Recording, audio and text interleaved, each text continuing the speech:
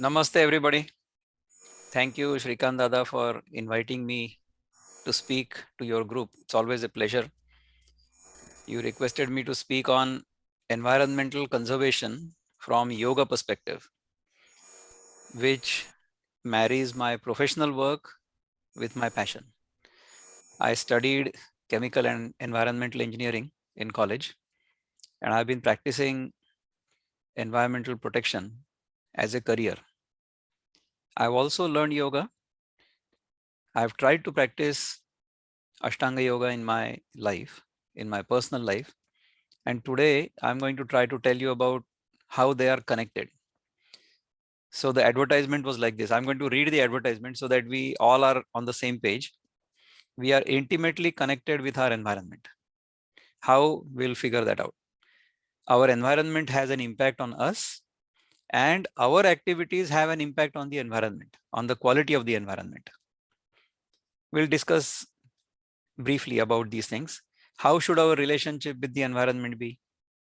Can yoga provide us clues on how this relationship can be joyful for us and also have a positive impact on the environment? So environmental protection does not mean that our quality of life goes down. No, our quality of life remains the same or is even enhanced, but not at the cost of environmental quality. All right. So to contemplate on all of these things, Shrikant Dada has invited me, and I'm grateful to him. And I'm thankful to all of you for being here and trying to listen to these thoughts. So this is going to be an open contemplation.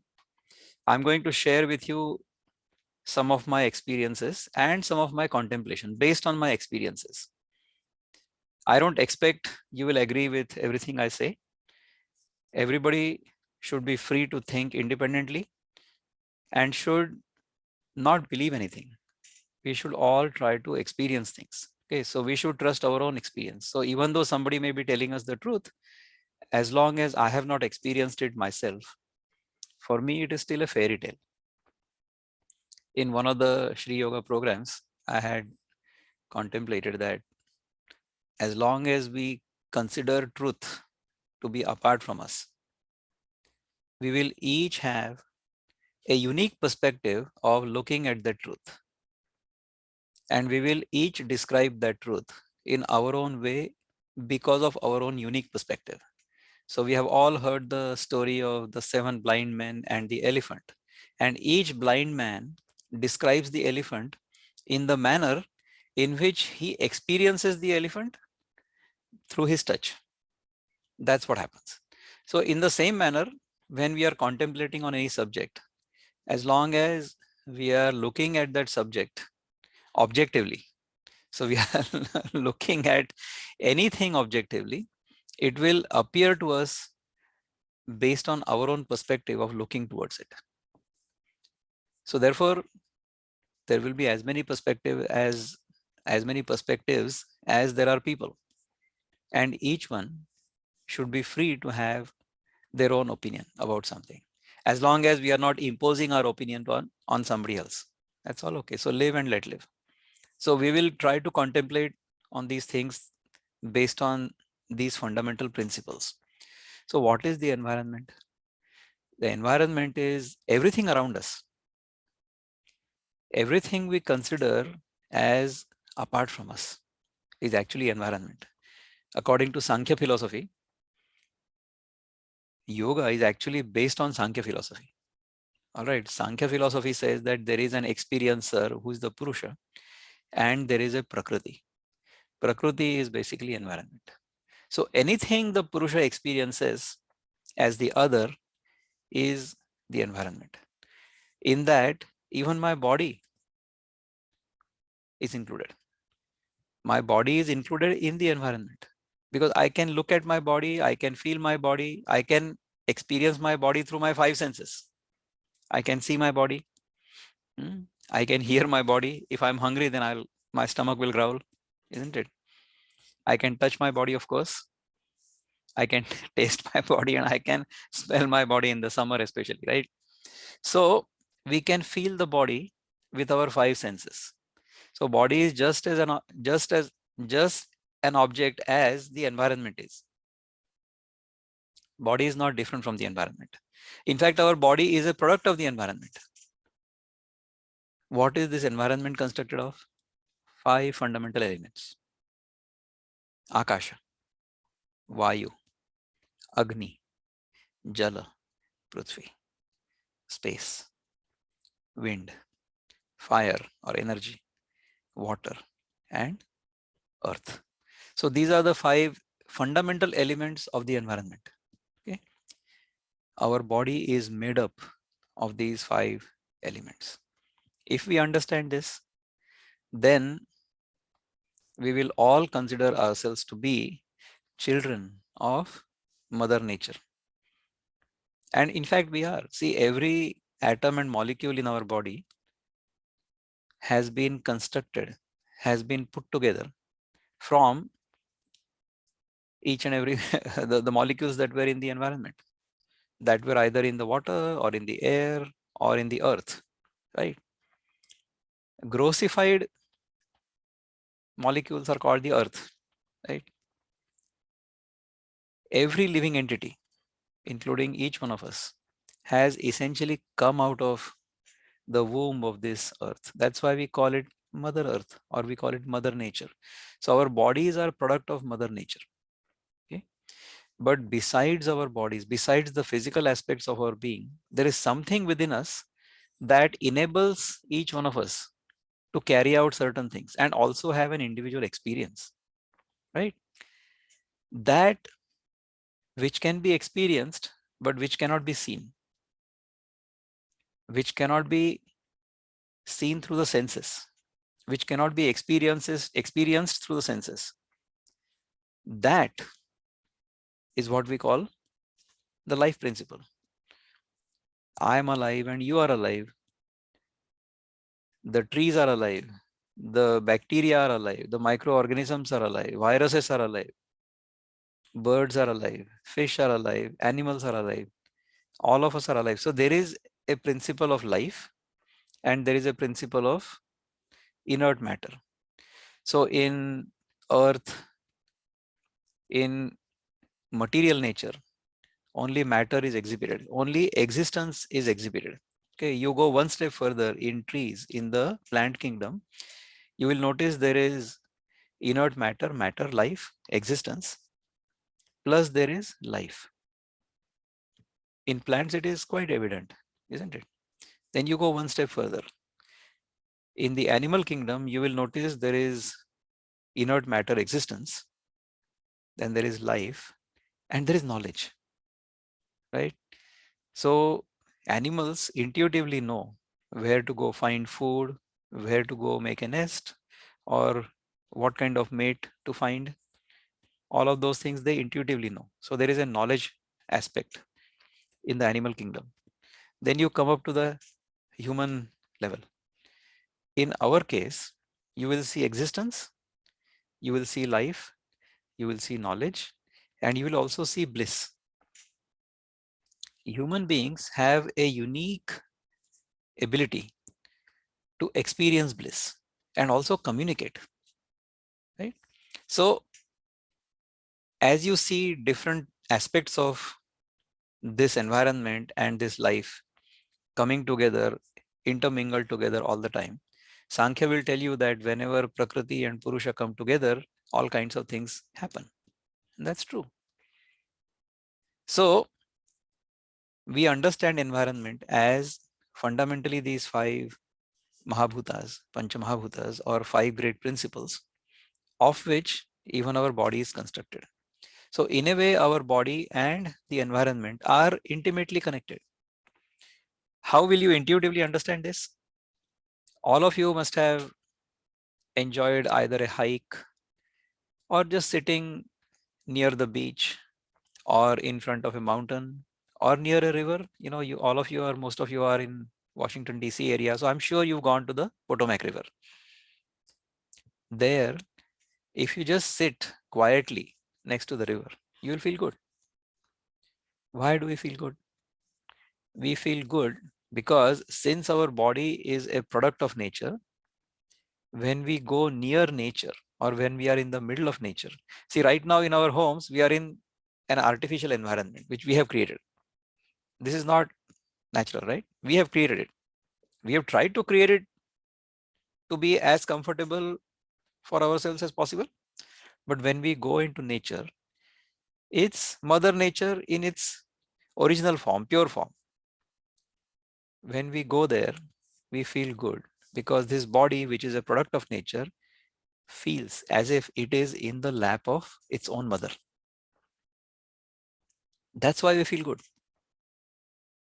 Even though we may not be able to express it, we feel good because the body feels good, right? So we are products of Mother Nature. This is understood. When we understand ourselves in this manner, then you tell me whether we will treat nature or the environment badly. We cannot. See, what has happened is in the last 200 years, since the beginning of Industrial Revolution, slightly more than 200 years. It happened in the late 1700s. So just before 1800, 1750 to 1800, during that period, the steam engine was perfected. Okay, that steam engine led to the rise of industrial revolution. Industries all over the world, starting from Europe, and then that entire industrialization virus engulfed the entire world. That's what happened. The entire industrialization initiative or progress was based on one fundamental principle. That principle was we should extract something from nature, we should process it in some manner and make our physical material life more comfortable. Okay, so we based all of our activities on this principle. If our body is comfortable, then we will be happy, right?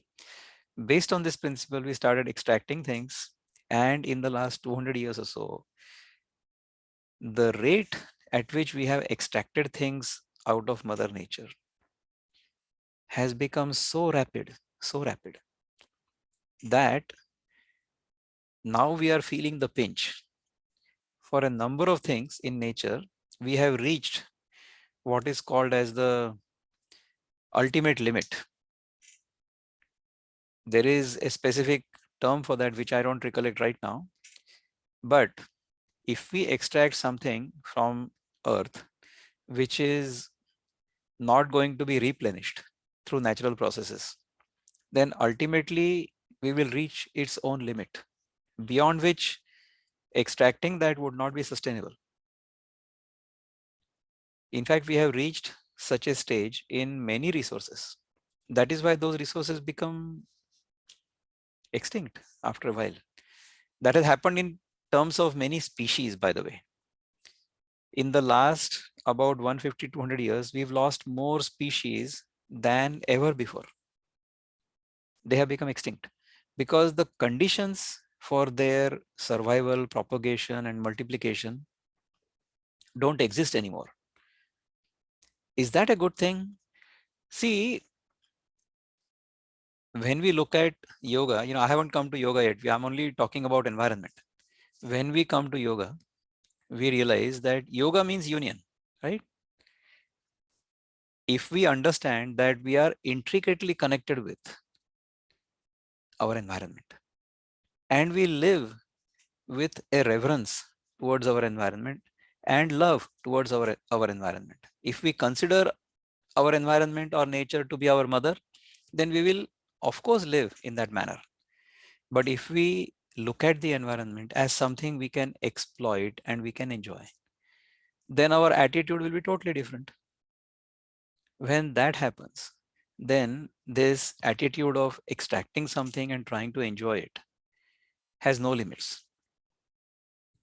The more we extract, the more we enjoy, the more we feel like enjoying, the less we feel satisfied. This can be understood even, say, we would talk about, say, smoking. So initially, when somebody starts smoking, a small amount of nicotine would give enough high to that person. All right. But then over time, the body's capacity changes, or the body's sensitivity towards that nicotine changes. So a higher dose of nicotine is required to get the same amount of high which I was getting with a lower dose of nicotine. Which means when I'm consuming something, I get used to a certain level of pleasure with a certain level of consumption. But I want to enhance or increase the level of that pleasure. The trouble is my ability to enjoy it, my sensitivity towards it changes. Another example, if I want to enjoy the sweetness of tea, for example, my palate has to be clear before I sip the tea. But if I just eat a spoonful of sugar before I drink the tea, then it doesn't matter how sweet the tea is. I will not taste the sweetness in the tea. I will taste the bitterness in the tea. That is what will happen. Which means that when we consume something, when we engage our sense organs with the sense objects in the environment, then because of that interaction, because of that engagement, the sensitivity of the sense organ gets readjusted for some time at least, until that experience is over, and then the sense organ comes back to its original zero, so to say. See, we run a diet purification program where we tell people that if you purify your diet, you will lose weight. Of course, if you are overweight, your body will feel very clean from within, all of those things, right? So of course, people will come to us with varying degrees of overweight conditions. So, say if my weight is supposed to be 65 or 68 kilos, normal, and if I weigh, say, 80 kilos, right, then it will take some time for that weight to go down, right? Now, jokingly, I tell people that if you want to reduce weight quickly, then what you should do is whatever scale you are using, instead of 0, make 10 to be your 0. So readjust the 0 to 10. All right.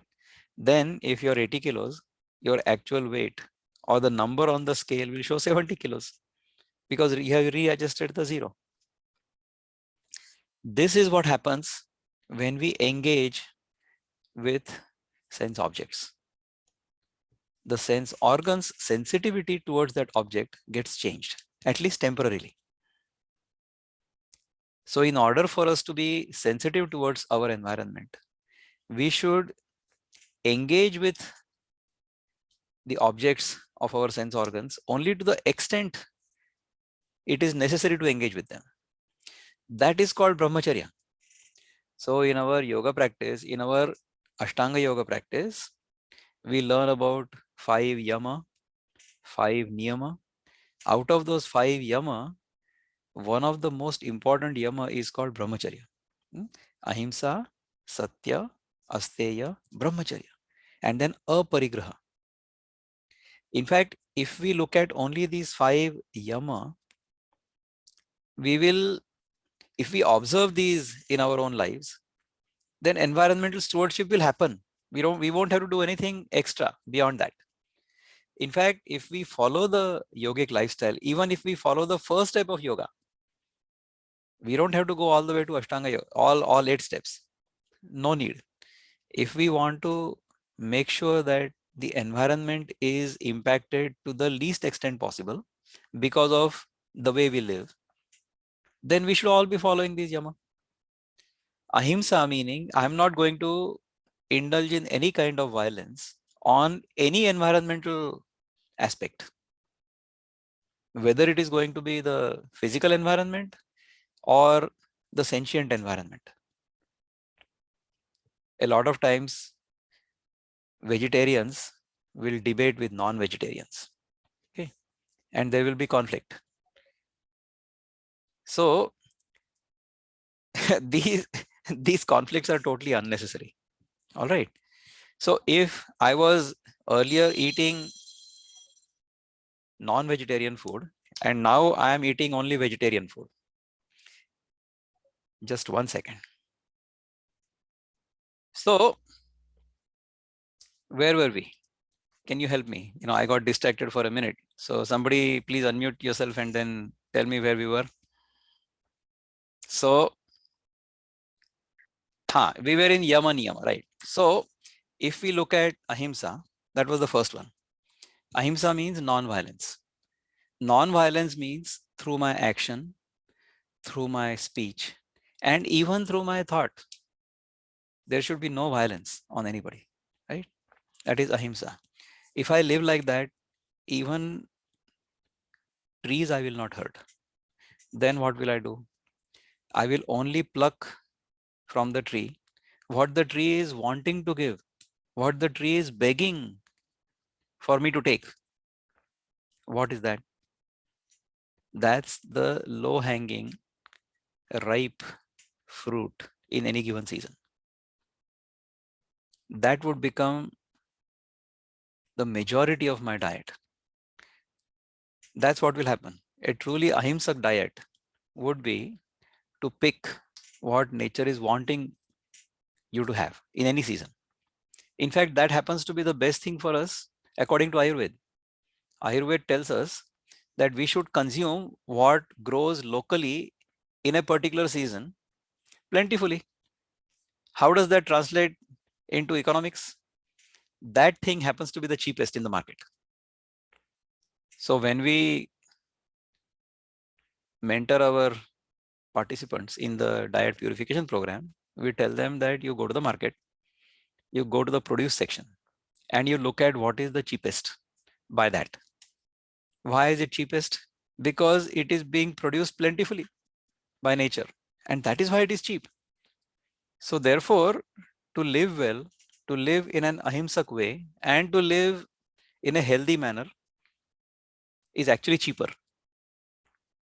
When we do that, we will have followed the first principle of yoga, right? Satya means truth, trying to find the truth at all times. Live in the contemplation of truth at all times. Ahimsa, Satya, Asteya. Asteya means not to steal. Not to steal means whatever doesn't belong to me, I should not pick it up. Now, at the fundamental level, what belongs to me? Really nothing. The notion of ownership is a mental construct. We really don't own anything at all. If we could really own something, we would never lose it. That doesn't happen. In fact, we lose everything every day, every day. If we did not lose it every day, we would not even be able to fall asleep. So when we go to sleep, we lose everything. That is why we feel good. That is why we feel good. Because in deep sleep, we have no cravings, no attachments to anything. That is when our true self, the blissful self, is experienced. Unfortunately, we experience it in unawareness. You see, not just the sick, not just the poor, not just those who are in trouble want to sleep to escape those troubles or sickness or whatever.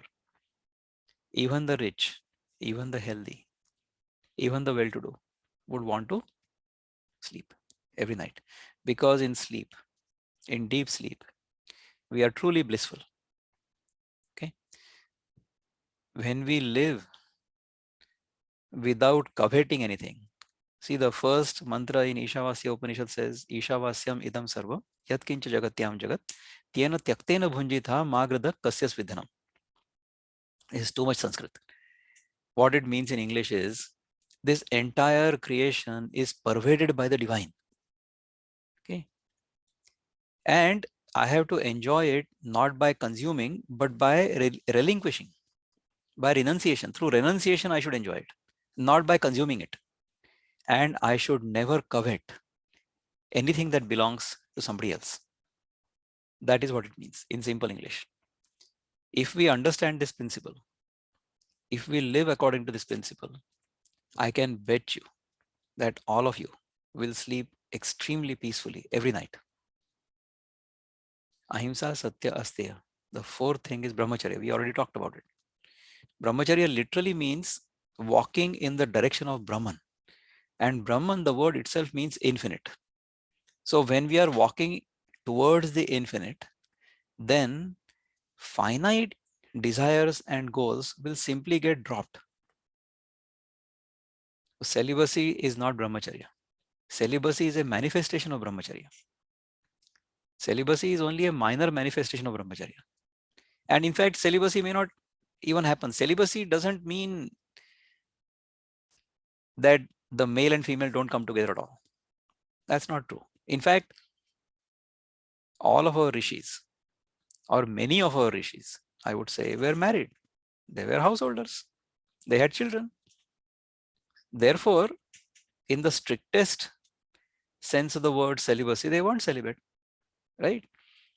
That is not what Brahmacharya means. Brahmacharya means regulation of your life in such a way that you are constantly moving towards Brahman. That is what Brahmacharya means. And the fifth thing is aparigraha. Aparigraha means not to hoard things. Parigraha means to gather things, and aparigraha means not to gather things. When we start living in this manner, then what will happen? See, the environment has plenty of resources. The environment has infinite resources if we all live at the need level. One ecological principle is very nicely described in the Bhagavad Gita. In the Bhagavad Gita, Bhagavan says, Annad bhavanti bhutani, parjanyad anna sambhava, yajnad bhavati parjanyo, yajna karma samudbhava. It says that all these sentient beings, all jivas, are a product of food that they eat. Food is because of rain. Okay. And rain happens because of karma or yajna. Yajna means selfless service.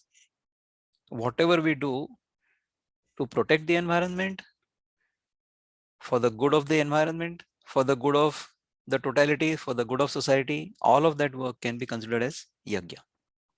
When we are engaged in that, when we contribute towards the environment in that manner,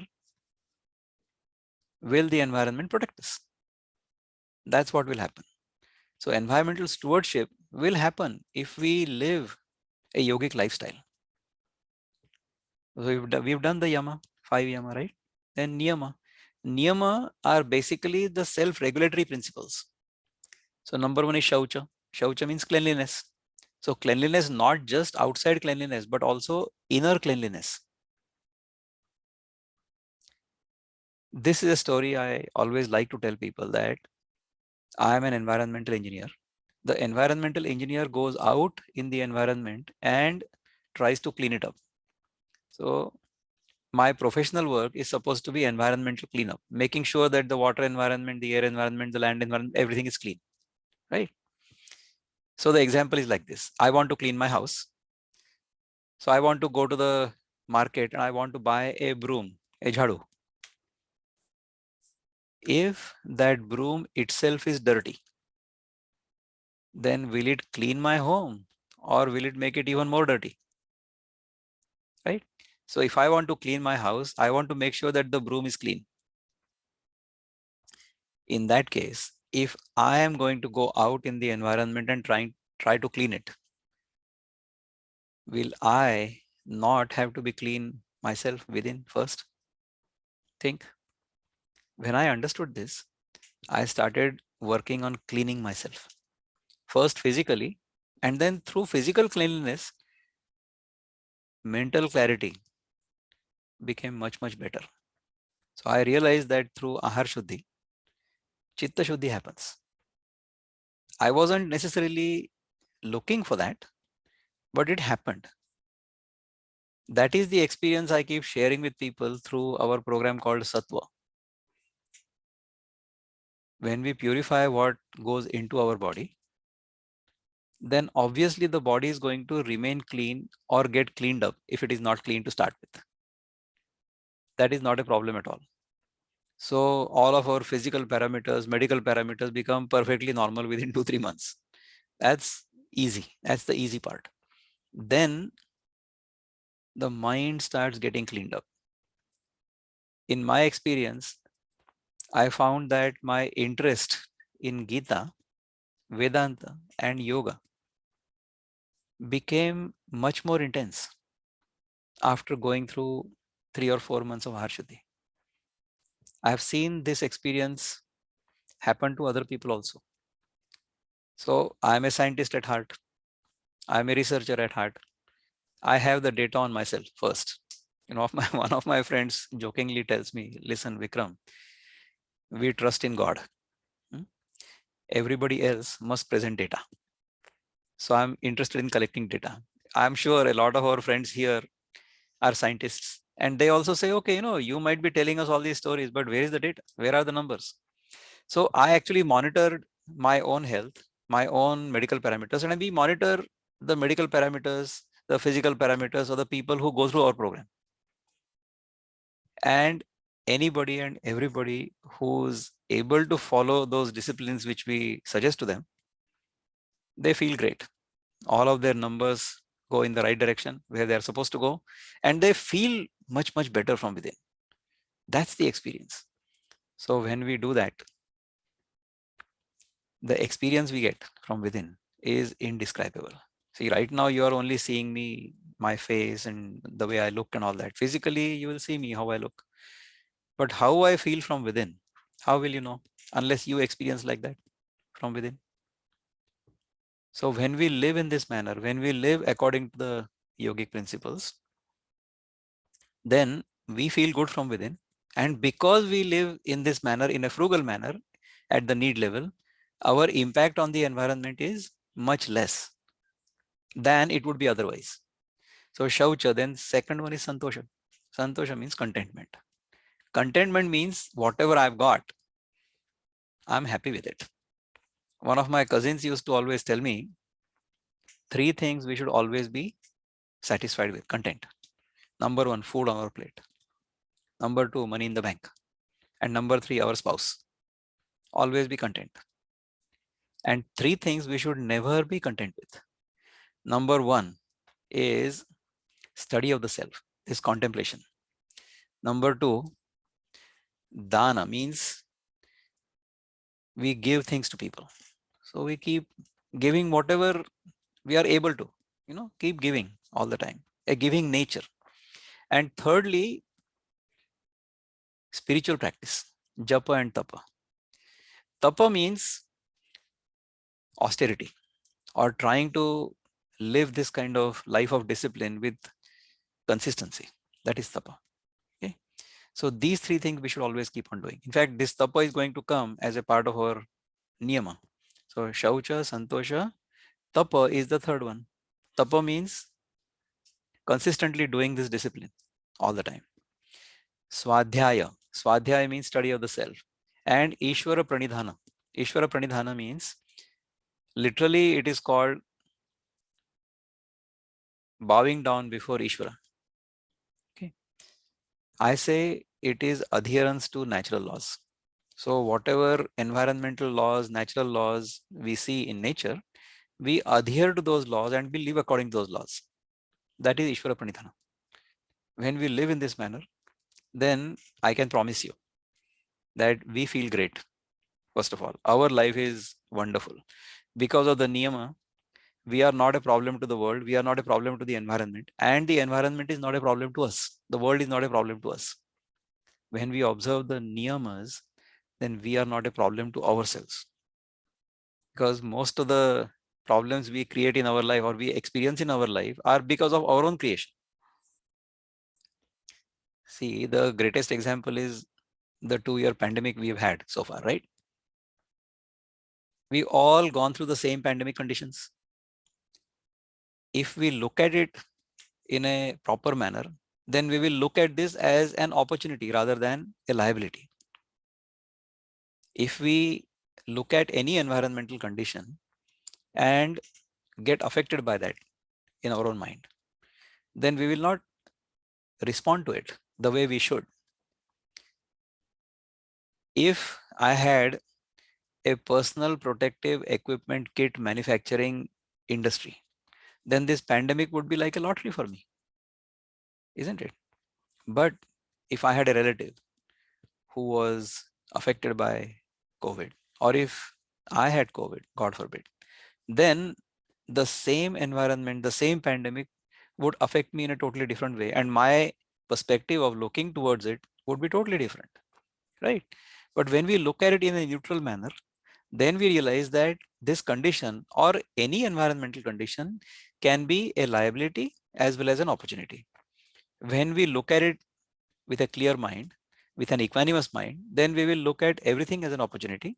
We will do the right thing whenever it is necessary and do it selflessly.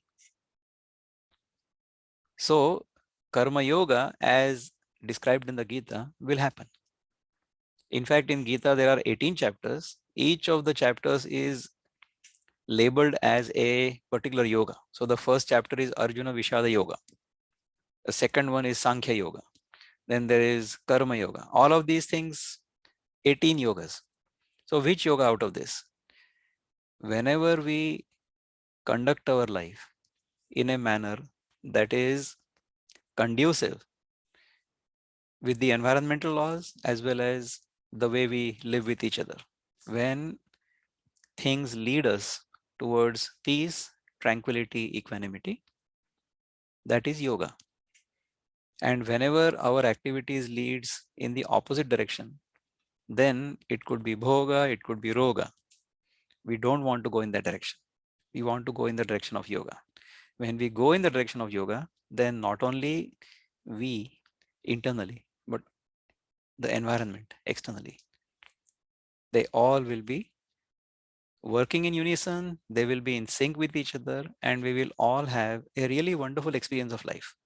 I hope and pray that all of us have this experience in this lifetime, not in our next lifetime. If you want to talk to me regarding how we do it, we'll be happy to have a conversation separately. But if there are any general questions right now, I'll be happy to take questions from the audience here. Thank you, Shrikant Dada, for inviting me once again. Appreciate it. Thank you very much, Vikram. It was so. Anyone that has questions, go ahead. You can unmute yourself. Please. Thank you. Vikramji, I Yes. enjoyed your talk very much. And I just want to add to this comment how we are exploiting the nature and then how we are getting affected. Like Bangalore, right now, Bangalore is the Silicon Valley of India. So you're getting more and more and more buildings. And Bangalore, once upon a time, was the Ooty of, poor man's Ooty. So now, because we are getting more people coming there, we are drilling water, and it's getting polluted, dry, and all cement, and the environment is going down. So the real Bangalorean, I was a Bangalorean once upon a time. If you ask me, I'll say this is a stupid Bangalore. I never had this Bangalore.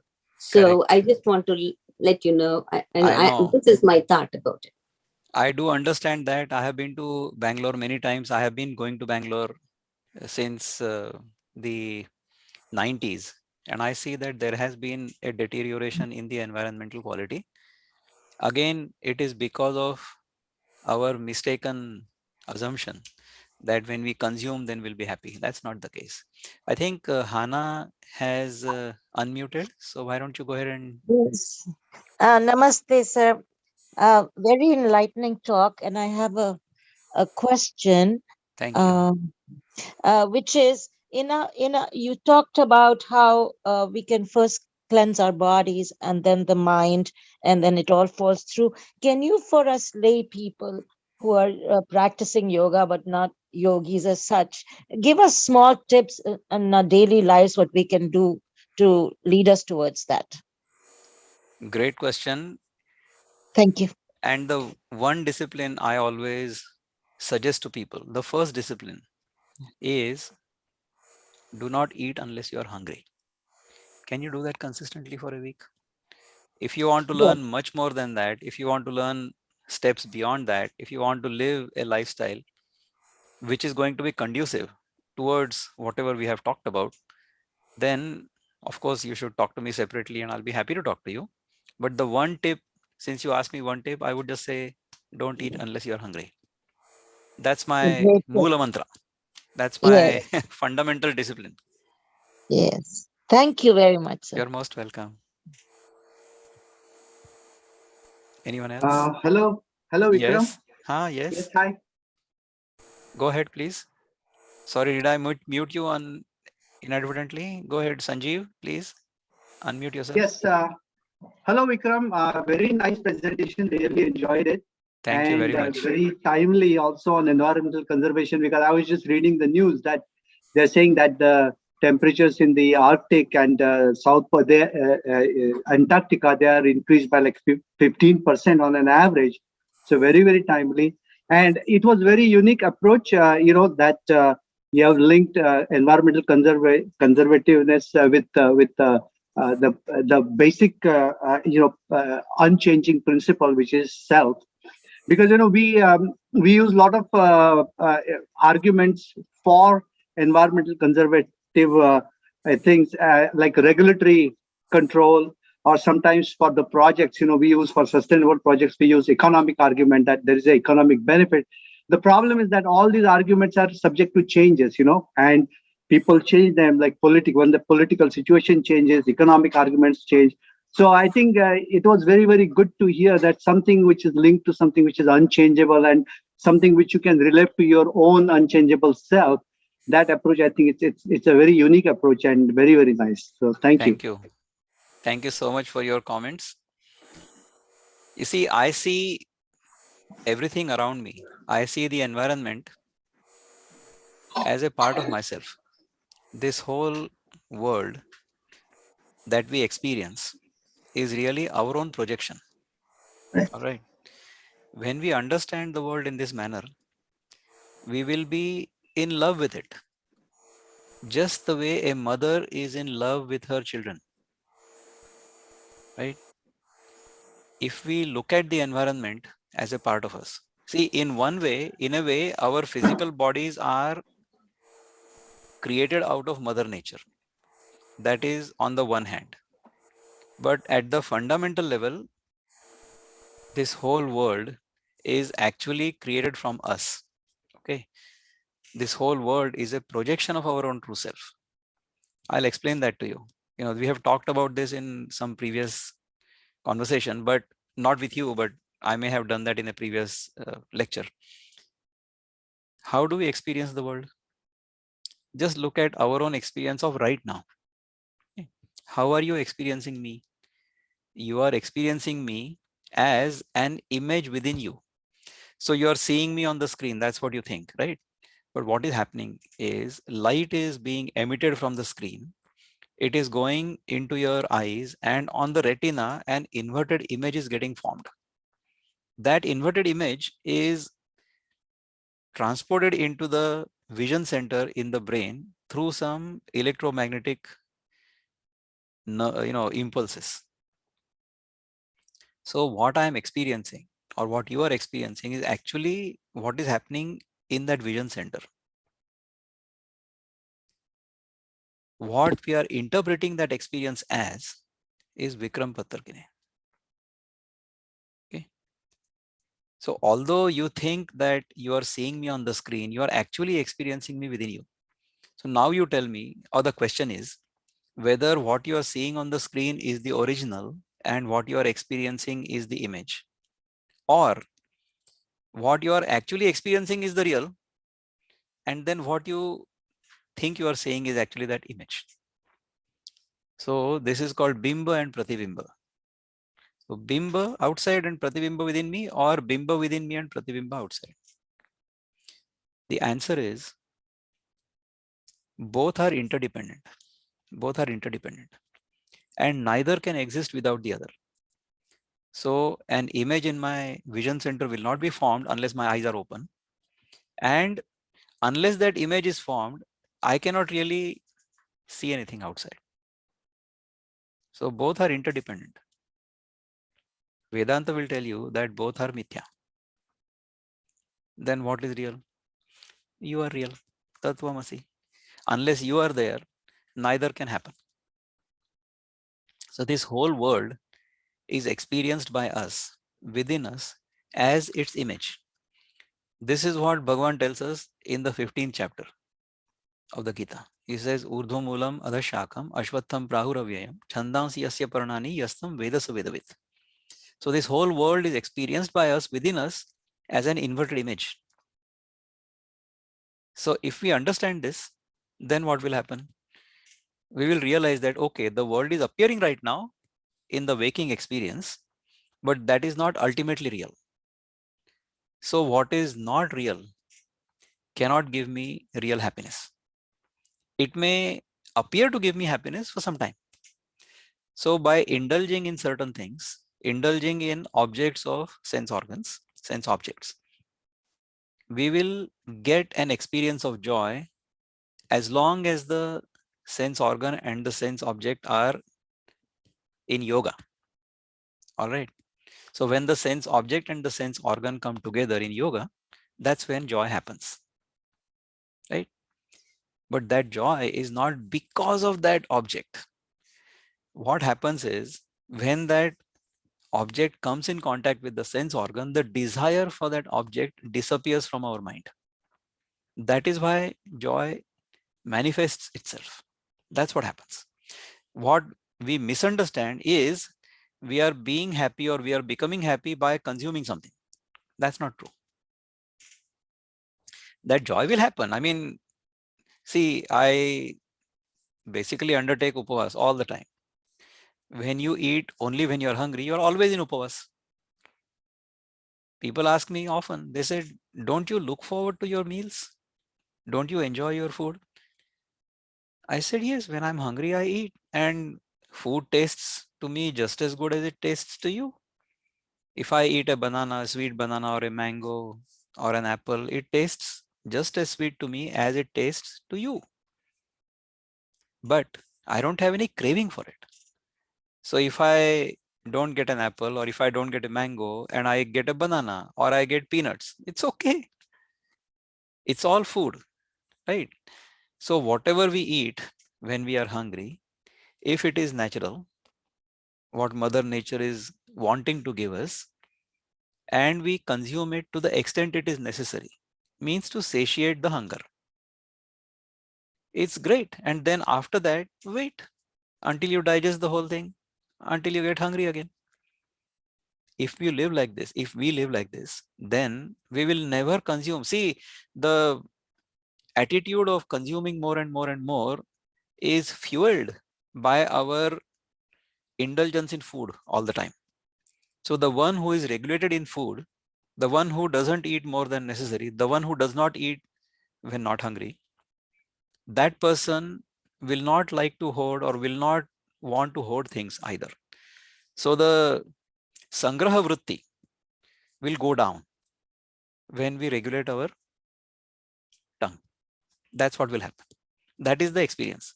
Not my experience, but this has been told by innumerable masters in the past. I'm not a master, I'm just a student. I'm just sharing with you my experience. I'm just as ordinary as anybody else here. I mean, you may be extraordinary, but I'm not. I'm an ordinary sadhak. So anyhow, that was a great question, Sanjeev. Thank you so much. I think Bharat Bhai, you wanted to unmute and ask some question. You unmuted earlier, right? So go ahead, please. Why don't you ask the question or share your, you have to unmute yourself first. Okay. I think Meeraben I had did. unmuted or you had unmuted earlier. Yeah, I'm on her computer now. So Okay, go ahead, please. see, I'm an architect, and Yeah. we design a lot of buildings which are green buildings. We have IGBC, USGBC, and even GRIHA certification. And we're doing quite a few buildings now, which is in sync with what you're saying. Now, a new thing has come up, and next year I'm going to be the president of the Rotary Club for 1 year, and we're looking for a project which is going to be related to environmental concerns. Can you suggest one such feasible project which can be done in 1 year, can be continued for next few years also? Oh, Yes. that will be great. I think we should have a conversation about that, but it may not be, I may not be able to tell you that in the next 2 minutes. I'll think about it. And of course, we'll have a conversation about that, but that's a great initiative. And a lot of times people ask me, if you are not an environmental engineer, who would you be? And I always say, if I was not an environmental engineer, then I would probably be an architect, because I love designing spaces. Mhm. When you come to the US and visit me, I'll of course give you a tour of my house, which I designed. Mhm. The way, I had learned some Vastu principles when I was in India, Mhm. and then some principles of spaces, in the US. That's how we try to design, by mingling and merging those two concepts, and come up with a space which is comfortable for us. It's wonderful. So by all means, you should come next time you are in the Okay. US. You would be most We welcome. have we have one engineer in Surat. He's a nature club originator, Uh-huh. excellent man.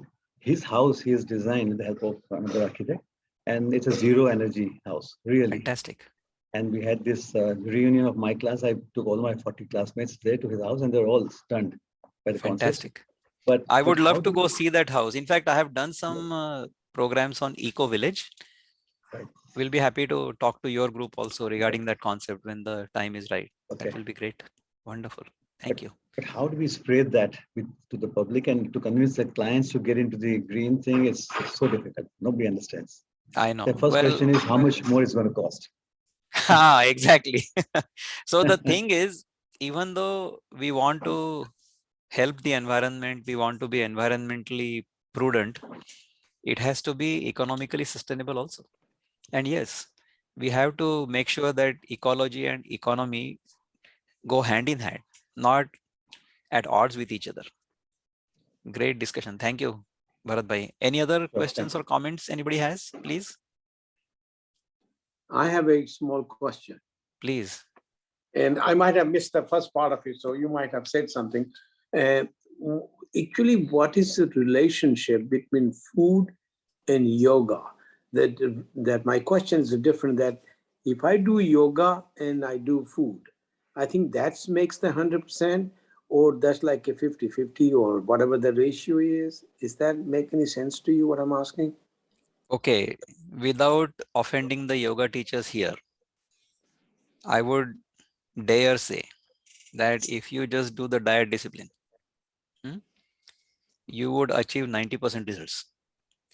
What will happen is your yoga practice, especially the yoga asanas, you will be able to do much more easily if you do the diet.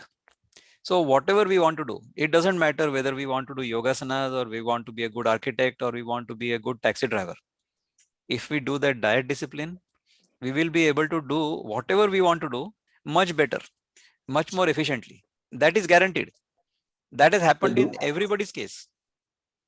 Do I get enough energy?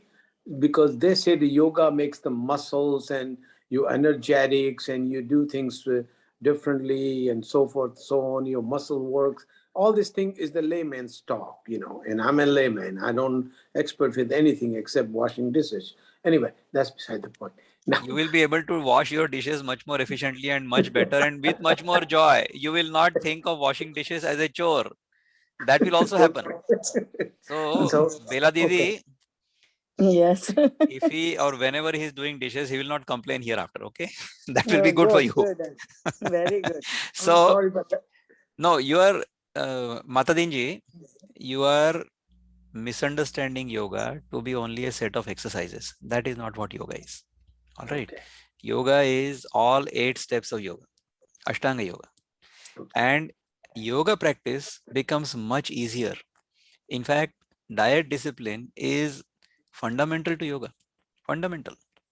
It is called pratyahara. Pratyahara means anti-ahara. So don't consume. Don't keep consuming all the time. See, we only talked about yama and niyama, right? Then there is asana. If we jump to the asana without doing yama and niyama, the asana will not happen as easily as they would otherwise. Then there is pranayama. Pranayama is actually balancing of our energies within our body, not just breathing in and out. No. Then the fifth one is pratyahara. Pratyahara is actually not consuming more than necessary, making sure that we only let those things come in to our system which will be helpful for us and which we can actually process and internalize. We will not consume anything more than that. On Pratyahara, we did 2 programs. And I'll be happy to do another program or talk to you separately regarding that. But Pratyahara is an important practice in yoga, Ashtanga yoga. So when we do the Pratyahara, then our yoga practice is immensely benefited. You will Because experience. I need to get some, because every time I'm eating, by the way, and I'm not hungry, still I'm eating because the time wise, 12 baj ke khana hai, 5 baj ke khana hai, 3 baje chai pina hai, but none of time I'm really hungry. So And this coming week, we are going to learn that discipline first. All right. So we'll watch our hunger and see when we are getting hungry, and we will consume food only when we are hungry. So that's what we'll do. and Right. I get the listing of what I'm supposed to eat, not supposed to eat. So that way, of there course. will be. Correct. So all of this discipline you will learn over time. Okay, that's good. Awesome. That's good. Awesome. Any other questions or comments, anybody? This has been a great discussion. I'm delighted. Sir, I had a small observation. May I? Please, go ahead, please. So you were talking about how we see the world, how the images are in our retina, and then we see the other side, the opposite of it. So is it also, I believe, that your 5 senses are all outward? They opened up when you came into this world, right? Correct. So you can only see what is outside and may not always be absolute truth. So you cannot look inside your body. You can see outside. You cannot hear Correct. all the blood inside. You cannot, so. That is exactly how our friend Sadhguru Jaggi Vasudev describes it. Yes, yes. So he Exactly. is a guru, and he is a really popular guru all over the world because he I've speaks so I've fluently. actually met him. I Ah, met him. I have Yeah, seen I've him. I read have a not lot met of. him. I don't know him personally. One of my cousins happens to be a disciple of Sadhguru, and I Okay. have heard almost all of his videos. He is a brilliant, brilliant speaker. He speaks with great conviction and out of experience. So that's why whatever he says will touch our heart. Yeah, and when he said that, it really made me think, because I Correct. never thought of it that way. Correct. But it is so true. So sometimes little statements can open up big possibilities for you. That's why a guru is so Absolutely. important. Absolutely. And then you have to understand it. See, the guru outside is again a mithya. Okay. Right. The real guru is in our own heart.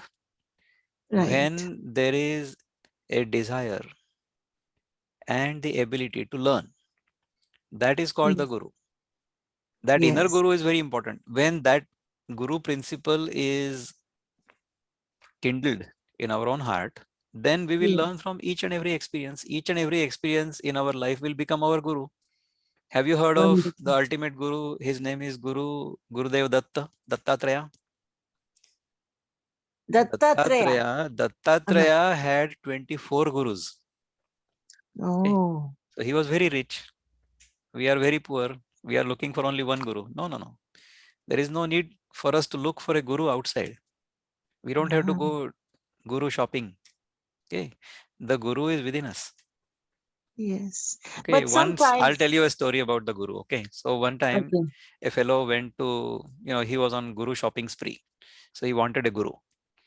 So he found, some sannyasi came to his town and asked him, he says, tell me the truth. I'm looking for a Sadguru, the one who is going to tell me the truth. So the sannyasi told him that Tattvamasi. What does that mean? You are the truth. That truth you are. You are Brahman. That's what he told him. Advaiti. All right. So then this fellow felt, this doesn't make any sense to me. I'm not Brahman. Am I Paramatma? No, no, absolutely. I cannot be. I am this stupid fellow. So this guru doesn't know anything. Then he went to an ashram. And the person who was running that ashram, that guru, told him, this fellow told him, ki, Guruji, please tell me the truth. He said, have you been to other places and tried to find out the truth? He said, no, yeah, I just went to this sannyasi who told me this. I know that I'm not Brahman. He's telling me something stupid. So this Guru in the ashram said, yeah, that is right. You are not Brahman. You are completely stupid. But then if you want to learn the truth, then you'll have to do some homework, isn't it? So I will tell you, there is a Goshala behind us. So a cowshed. In that cowshed, you have to go and do the servicing and everything, and do go puja, go mata puja and all that. And you do service to the Gomata. Okay, that's fine. How long will I have to do it? Says you'll have to do it for 12 years. 12 years is called a tapa in Sanskrit. Okay, tapa means 12 Okay. years. Okay. He says, okay, Maharaj, since you are telling me, I will do it. So for 12 years, he is constantly servicing the cows and all that. And he starts smelling like the cow dung and the cow urine. Of course, if you are in that environment for 12 years, what will happen to you? So after 12 years, he comes back to the Guruji, Maharaj. Says, now Maharaj, 12 years are over. Now you tell me the truth. So the Maharaj tells him, Tattvamasi, you are the. You are so he's totally frustrated. He said, that other Maharaj had also told me the same thing. You are also telling me the same thing. He said, listen, when that Maharaj told you Tattvamasi, at that time also you were Tattvamasi. Now also you are Tattvamasi. You are always Tattvamasi. Then why did you put me in this jail for 12 years? He says, I put you in this jail for 12 years for insulting that Mahatma. Oh, So that's a that is very our good one. story. So if some Mahatma comes and tells us that you are divine, Huh. am I willing to believe that? That is my problem. I am not willing to believe. Whether I believe or not, whether I like it or not, whether I know it or not, I am divine. How can Aham this truth be Brahmasmi. changed? My trouble is the only reason we are in sorrow, the only reason our mind is perturbed is because we don't know who we are. If only we knew who we were, then sorrow will simply disappear. Okay. Yeah. So our problem is ignorance. Vedaischa Yes. sarvair ahameva vedyo. In the 15th verse of the 15th chapter, Bhagavan tells us that the only thing worthy of knowing is the self.